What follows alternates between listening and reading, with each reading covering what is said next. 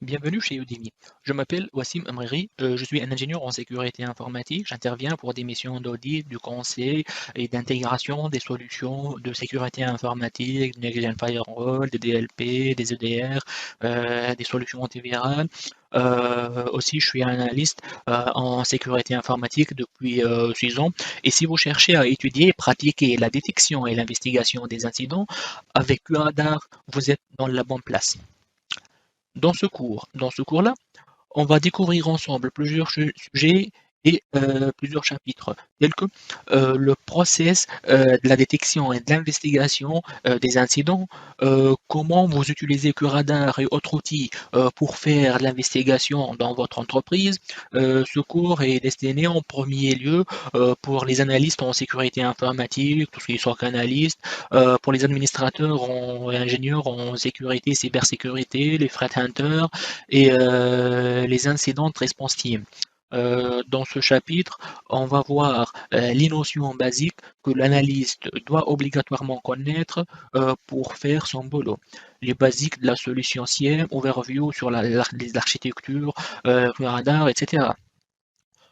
Dans le chapitre suivant, on va jeter un coup d'œil de façon très approfondie sur les notions du radar, de point de vue SOC analyste, du perspective d'un analyste en général. Aussi, durant ces cours, on va voir plusieurs use cases, des attaques, des intrusions et comment on va faire l'investigation avec le radar. Juste pour information. Notre cours est customisé, c'est-à-dire on ne couvre pas la certification officielle IBM Security Curator CM Analyst SC 2150-612. Donc, il faut faire attention à tous les chapitres dans ce cours-là. Avec mon expérience, la détection et l'investigation des incidents, c'est pas du rocket science. Elle dépend de l'étude, de l'expérience, du pratique et du pratique.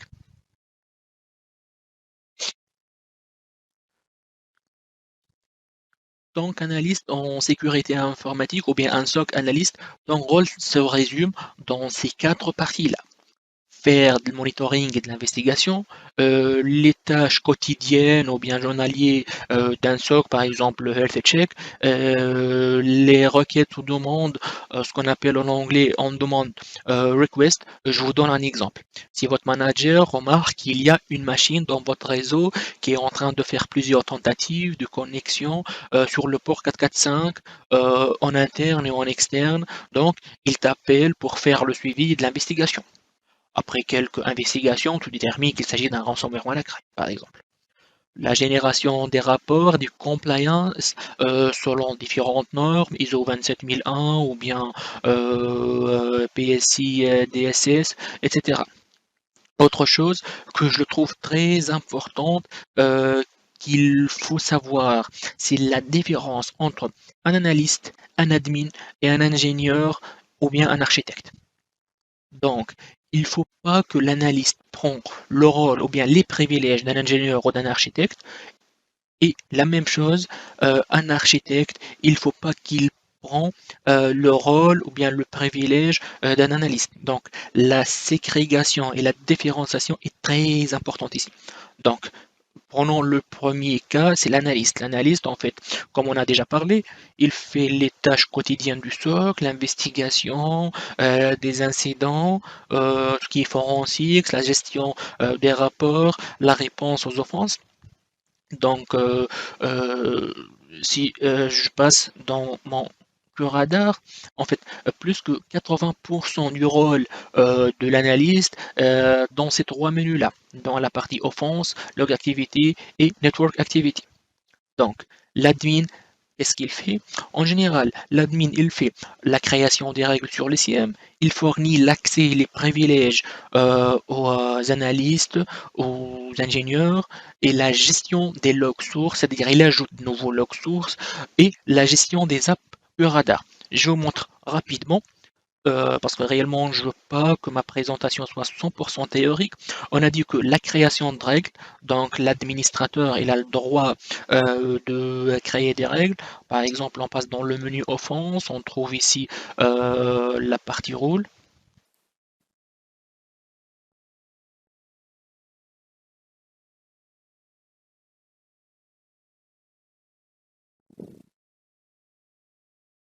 on va faire New Event Rule et ici, il commence à créer en fait ses propres règles.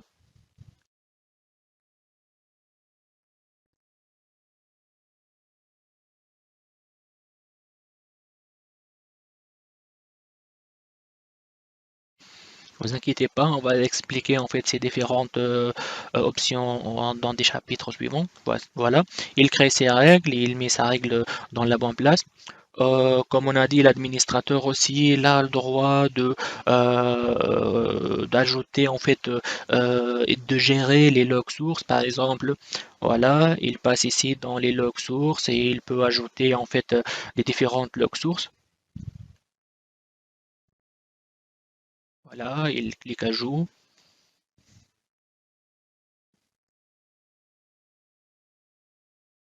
Voilà, il peut ajouter tous les log sources. Imaginons on veut ajouter un serveur Kaspersky Security Center. Allez, on va mettre Kaspersky. Ok. Dans cette version, Kaspersky n'est pas utilisé. On va dire, on va utiliser un Cisco SES ou bien un firewall Cisco et on choisit la configuration du protocole, etc. C'est le rôle de l'admin. Aussi, on a dit qu'il gère les applications QRadar, voilà, à travers l'extension management. Et ici, il peut télécharger à partir de IBM App Exchange des applications, il peut les ajouter, hein.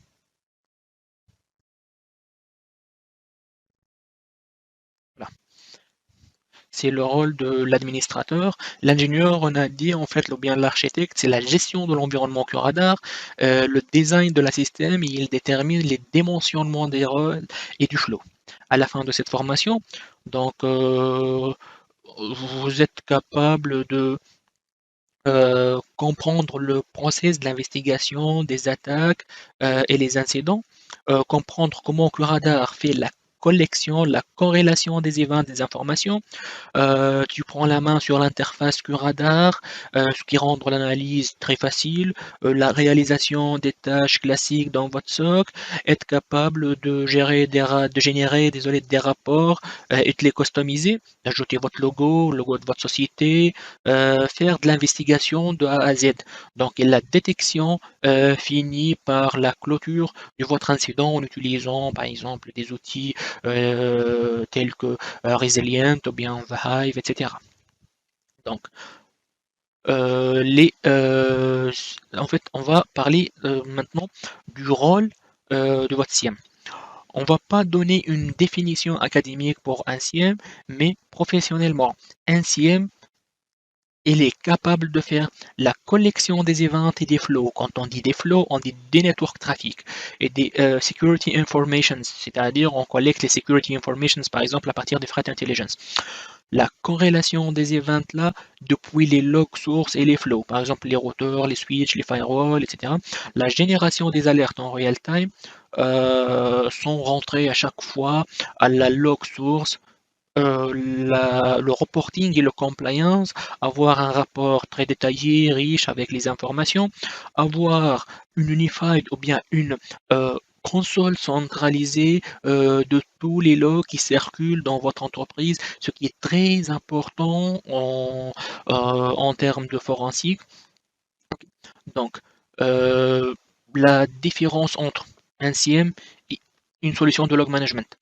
En fait, c'est un point très important, c'est qu'il faut faire la différence entre une solution de log management, disons par exemple Manage Engine, et un CM comme Splunk, Radar, ArcSight, etc.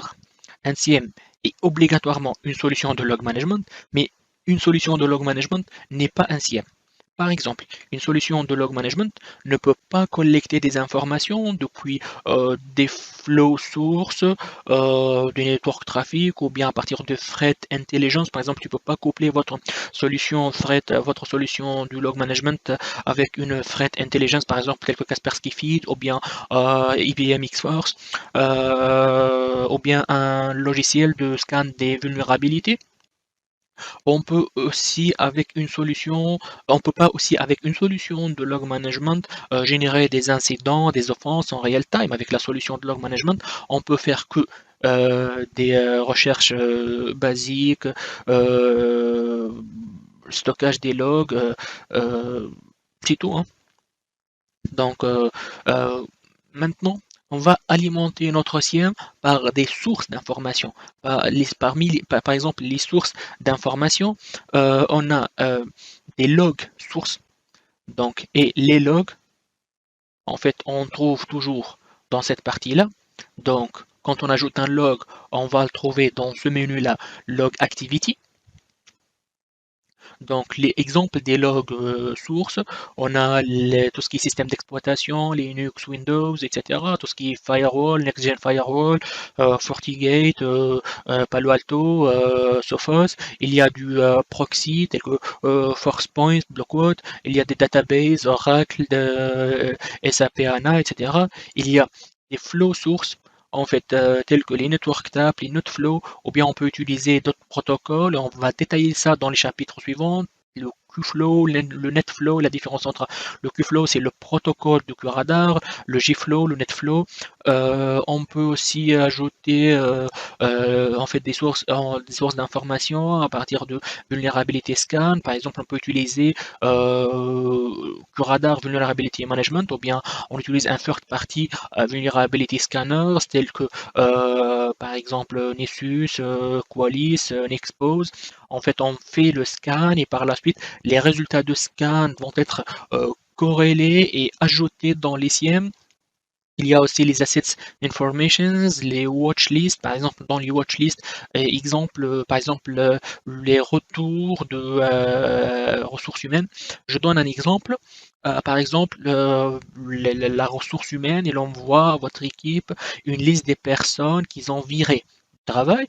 En fait, dans votre configuration en fait firewall et VPN, en fait chaque utilisateur nomade accède avec une adresse IP statique. Donc tu trouves par exemple que les gars de VPN, ils ont oublié de désactiver le compte d'un employé qui est activé, et l'employé c'est quelqu'un de malveillant, sachant qu'il est viré de la société, donc il essaie d'accéder en utilisant son VPN pour faire je sais pas, de l'ajout, de modification, de suppression, machin. Donc tu trouves dans cette liste qu'il y a du trafic de cette adresse IP vers votre réseau, sachant que l'adresse IP statique en fait appartient à un utilisateur qui est déjà viré. Donc, c'est juste un exemple pour expliquer les watchlists, ou bien des employeurs qui sont en vacances et l'accès, etc. En fait, il y a pas mal de cas. En fait, il y a les threat intelligence tels que, par exemple, IBM, X-Force, etc. Alors, il y a d'autres threat intelligence. Aujourd'hui, euh, chaque acteur en cybersécurité a son propre threat intelligence. Par exemple, Fortinet a son FortiGuard, Palo Alto, Wildfire, etc. Ok, donc la question qui se pose maintenant, comment QRadar peut m'aider sur mes tâches quotidiennes? Ok, donc je te dis que Radar il vous fournit une interface très simple et complète. Tu vas trouver toutes les informations nécessaires pour votre investigation dans une seule place. En fait, tu vas trouver une alerte en real time. Je donne un exemple. Tu peux donc réagir rapidement et stopper l'attaque avant la propagation dans votre réseau. Donc, une investigation approfondie, tu n'es pas obligé à chaque fois de se connecter sur la machine attaquée, la machine attaquée par une intrusion pour voir par exemple, tu n'es pas obligé par exemple à chaque fois de passer dans chaque machine et par exemple et de voir les ventes. Par exemple, jeter un coup d'œil sur les 20 viewers et faire le balayage, etc. Voilà, par exemple, j'ai les logs de sécurité, je commence à faire en fait mon parcours, voilà, tel log avec tel ID, tel ID, tel ID, je passe à la machine suivante, je passe à la machine suivante. Donc je trouve ça, tous ces logs-là, en fait, je trouve tous ces logs-là bien parsés, mappés dans mon CIEM. Donc la première partie est terminée, donc on passe vers le chapitre suivant.